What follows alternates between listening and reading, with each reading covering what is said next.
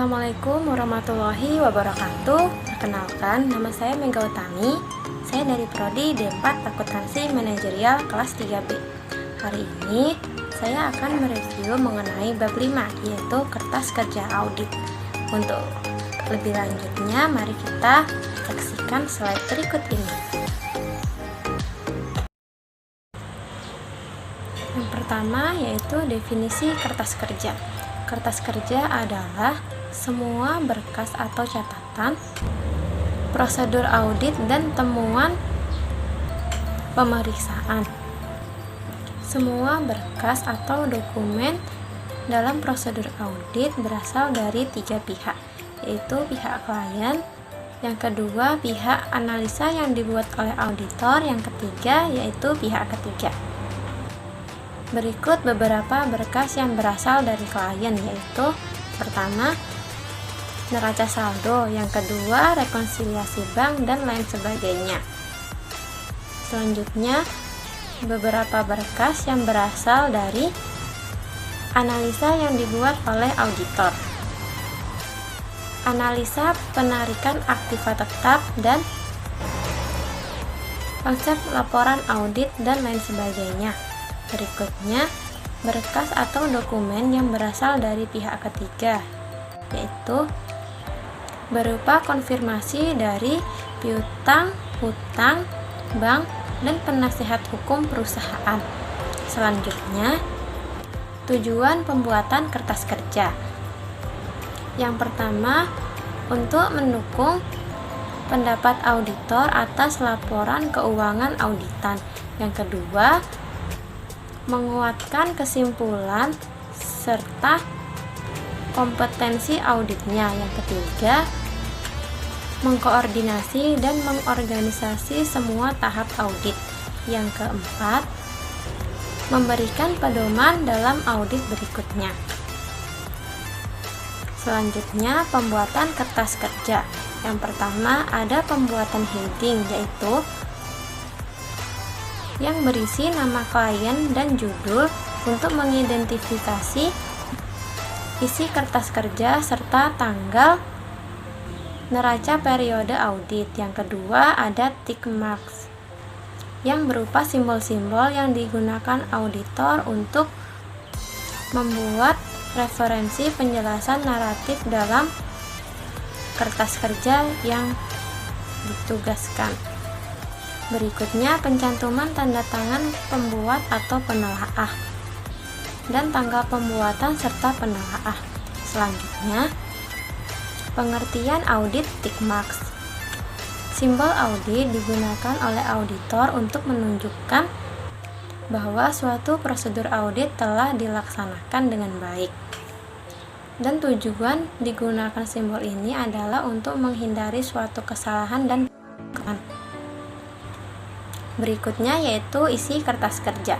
Kertas kerja ini harus berisi dokumentasi yang memperlihatkan bahwa telah dilaksanakannya standar pekerjaan lapangan yang pertama, kedua, dan ketiga. Selanjutnya, hal-hal yang perlu diperhatikan oleh auditor pada saat pembuatan kertas kerja, yaitu yang pertama yaitu lengkap. Isi kertas kerja ini berisi informasi pokok dan tidak bertele-tele. Yang kedua yaitu teliti. Seorang auditor dalam mengerjakan tugasnya harus teliti sehingga pada kertas kerja ini bebas dari kesalahan dan kekurangan. Yang ketiga yaitu ringkas. Kertas kerja harus dibatasi hanya berisi informasi pokok saja dan bersifat relevan, dengan tujuan agar kertas kerja dapat disajikan secara ringkas. Yang keempat yaitu jelas. Pada pembuatan kertas kerja harus dihindari penggunaan kata yang memiliki arti ganda. Yang kelima yaitu rapi. Kerapian dalam pembuatan kertas kerja ini dalam menyusun dapat memudahkan auditor untuk memahaminya. Selanjutnya, tipe kertas kerja audit. Berikut beberapa tipe kertas kerja audit. Yang pertama, program audit, yaitu daftar prosedur audit untuk seluruh audit tertentu. Yang kedua, working trial balance, yaitu suatu daftar yang berisi saldo-saldo akun dari buku besar.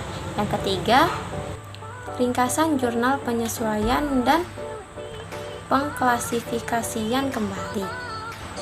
Jurnal penyesuaian digunakan oleh auditor untuk mencatat kekeliruan yang ada dalam laporan keuangan agar bisa dibicarakan dengan kliennya nanti.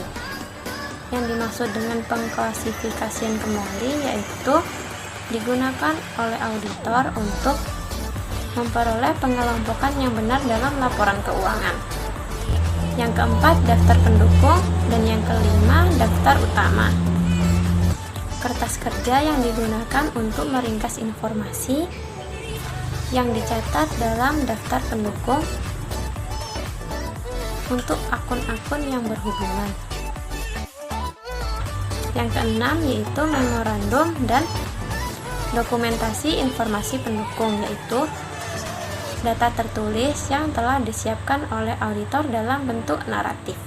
Selanjutnya, susunan kertas kerja. Yang pertama, draft laporan audit. Yang kedua, laporan keuangan auditan. Yang ketiga, ringkasan informasi. Yang keempat, program audit. Dan yang kelima, laporan keuangan atau lembar kerja yang dibuat oleh klien.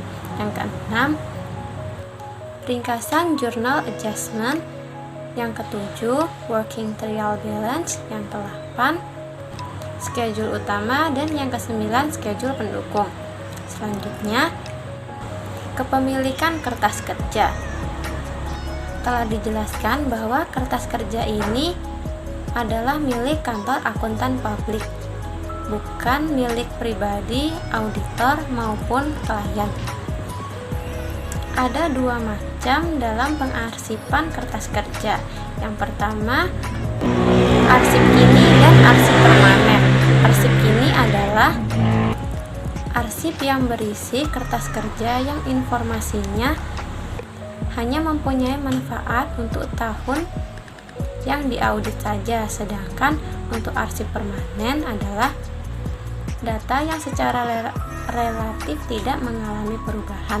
Selanjutnya, tujuan pembentukan dari arsip permanen yaitu yang pertama yaitu untuk menyegarkan ingatan seorang auditor mengenai informasi yang akan digunakan. Yang kedua, untuk memberikan ringkasan mengenai kebijakan dan organisasi klien. Yang ketiga, untuk menghindari pembuatan kertas kerja yang sama dari satu tahun ke tahun berikutnya. Baiklah, itu tadi sedikit penjelasan mengenai bab 5.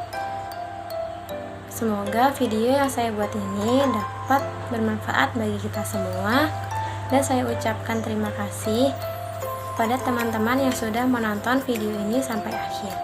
Sekian dari saya. Wassalamualaikum warahmatullahi wabarakatuh.